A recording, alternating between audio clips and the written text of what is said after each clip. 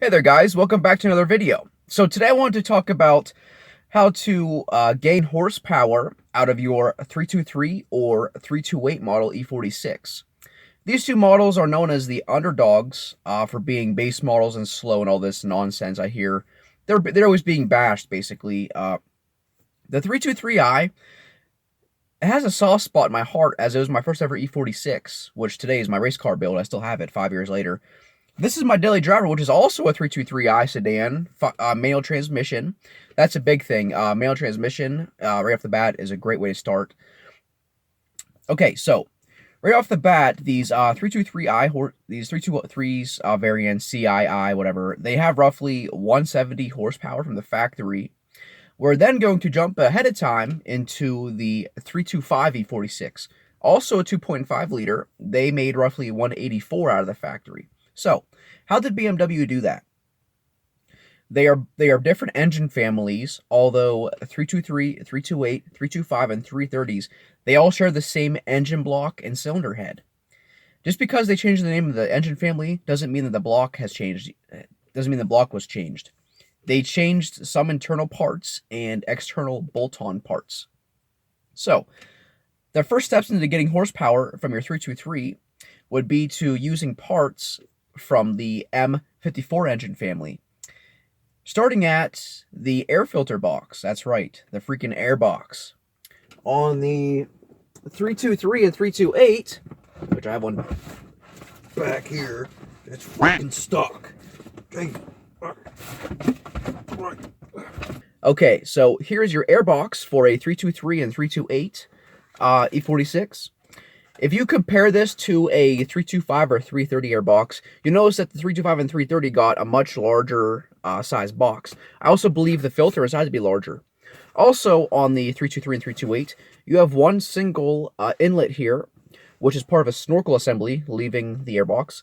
On the 325 and 330, they also gave you a secondary intake down here, which goes right behind the headlight. So, swapping this out from your 323 or 328 to a M54 airbox, 325 only, because 325 has the same mass airflow diameter as this airbox. So if you try swapping in a 330 airbox, it won't do you any good because the math won't fit. But they're the same. The 325 and 330 have the same characteristics, the same size, the same double inlets as each other. So just use the 325 one for these cars, as the math will still fit. That's the first step. BMW also changed the throttle body for the 325. However, you can't swap that over unless you do the MS43 conversion. But at that point, you'd want to use a 330 throttle body. If not, if you're retaining your stock ECU, you'll want to use your existing throttle body for this engine. Just simply buying an adapter plate from Beamer Tune, it bolts right onto the intake manifold to make it work.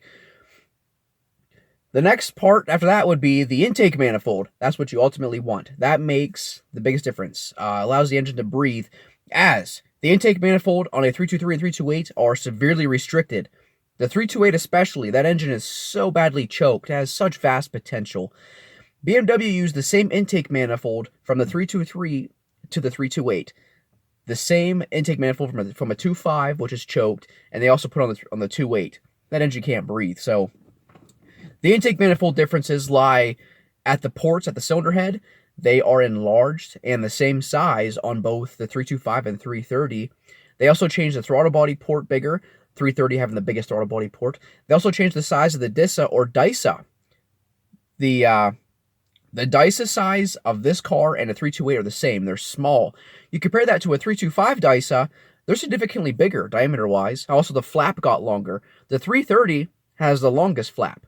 So ultimately, you'd want to source yourself a M54B30 intake manifold to slap on one of these cars. That alone, paired with a proper custom tune, will net you 20 plus horsepower. I just spit at the camera, I apologize, it came out of nowhere. It'll net you 20 plus horsepower easily with a proper tune. The air filter box, in this car I currently have a 325 air box in there. I noticed a nice bump in bottom end torque through every gear, just by switching the airbox, because that's how big of a difference it makes. Now, if you want to go all out and want to change internal parts, you want to also source the intake camshaft from an M54B30 and bolted in. Since they're all dual Vanos engines in the E46 family, besides Alpina models, which we didn't see in the US, they're all dual Vanos, so they're all swappable. The exhaust cam, do not bother unless you find yourself a ZHP E330, because they have the most aggressive intake and exhaust cam. As far as the exhaust cam on base model 323, 328, 325, and 330s, all the same exhaust cam, and they're all the same intake cam until the 3.0. So now let's compare 328 and 330s. 328s are my favorite non-ME46 engine because the M52TU engine family has a stronger oil control ring on the piston. I bring this up countless times, which results in less oil burning compared to the 325 and 330s. So if you want the reliability of a 323 or 328 with M54 power, use their parts. However, all models are very reliable. I just prefer these generations for the less oil consumption, less things to worry about, lower compression. It kind of sucks. That's why I favor the M52TU engine family. There is currently a cute cat, walk around my shop. He's sniffing, he's prancing. He's cute. All right. But yeah, the 2.8 liter, the M52TU 2.8 is a marvelous engine, but from factories held back. They have roughly 190 horsepower untouched, whereas the M54 330 cars, they're at what, like 220 horsepower, I think? That's a nice bump. That's a really nice bump.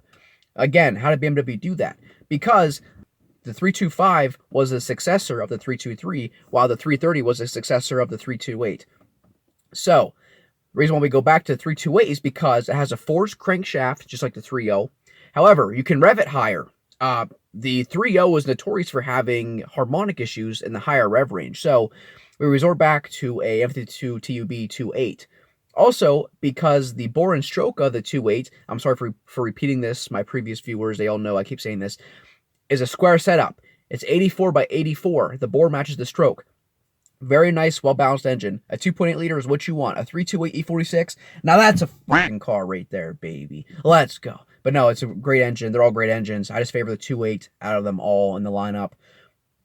So you take a 2.8 liter, remove that restrictive intake manifold, bolt on a 3.0 intake manifold, 20 plus horsepower, easy. Bolt on the M54 B30 intake cam. That's probably another, I don't know, 8 horsepower maybe when it's tuned properly.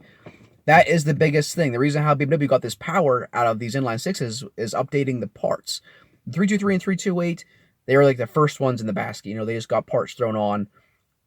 And then they started looking into the differences with the 325s and 330s. They gave them the bigger air filter box. They gave them the bigger throttle body, the bigger hosing, the biggest DISA, larger intake manifold runners. That's all it is. It's not because the car itself is junk. It's because BMW updated the parts and software. So I'll say it again. If you are attached to your 323 or 328, you don't want to part ways with it. You want more power out of it because you're bored, because we're car enthusiasts. We always want more power. You want to take parts from an M54 and bolt them straight on and get a custom tune. You'll have a lot of fun. We also look into swapping the rear differential. This car being a manual transmission, I swapped in a 346 rear differential ratio. That led me to faster acceleration and more bottom end torque. However, you do sacrifice top speed rev range. So from factory, this car had a 307 gear ratio. Some cars have a 293, which are manual transmission. This car had 307. At about 80 miles per hour, I was at 3.5 RPM, 3,500 RPM. With a 346, I'm now at 4,000 RPM. So you kind of sacrifice. This car doesn't see much highway. It's a bunch of rural back roads. So that differential made a nice big difference. All in all, manual transmission is what you want. If you have an automatic car, they're heavier, and you naturally lose horsepower from parasitic draw from the automatic transmission. So doing a manual swap first and stuff like that, or even just doing general maintenance, very important. As you see, this car has the typical sagging headliner.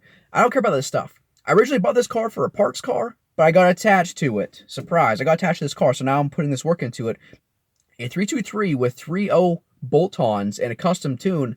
This could be a fun little car. I'm expected. It's been known you take this 170 horsepower to 200 plus horsepower just by bolting on 3.0 parts. The injectors, if your stick naturally aspirated, you're never going to max them out. never going to max them out. So leave your stock injectors. The 3.0 also got bigger injectors, but they're really not needed when you're putting them on this engine. It's totally fine. What else am I trying to say here? If you are a track-focused car, people like to resort to the M50 intake manifold. They breathe amazing in the high RPMs, but you lose that bottom-end grunt. If you want the overall reliability, just swap to an M54 B30 intake manifold for your daily cruiser. You'll notice a huge increase in power versus this restrictive M52TU intake manifold. Because I'm telling you, it's choked up. Then we also go to the exhaust side. Since the OEM exhaust manifolds have a catalytic converter built in, they're very restrictive.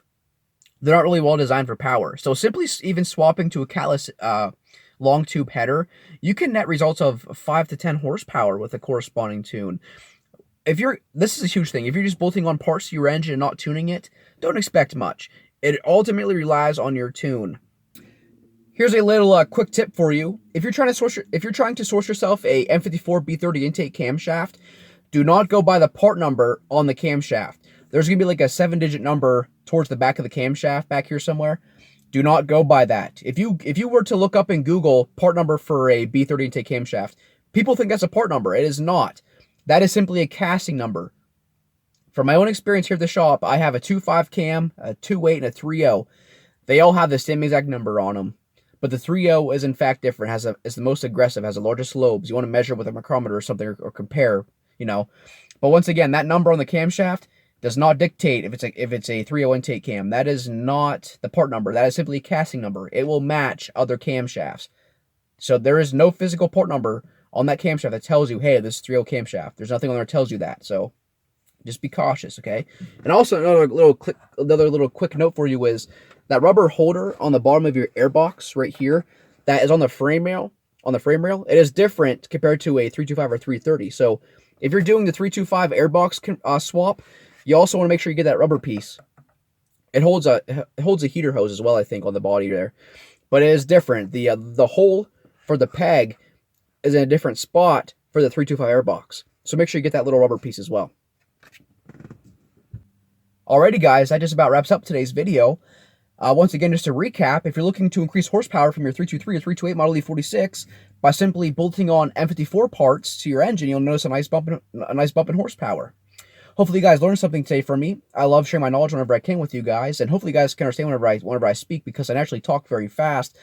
If I were to talk slow, I really have to slow down and think if I want to talk this slow. I've always talked very fast.